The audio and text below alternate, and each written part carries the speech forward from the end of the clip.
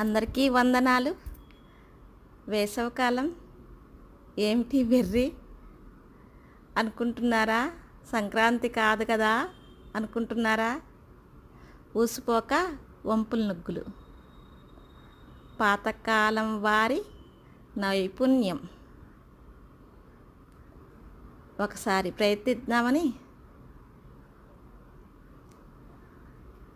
ఒకటేమో పెన్ ఆపకుండా దించిన పెన్ను ఆపకుండా వేసేది ఒకటి, కలువ పువ్వు లాంటి ముగ్గు ఇంకొకటి.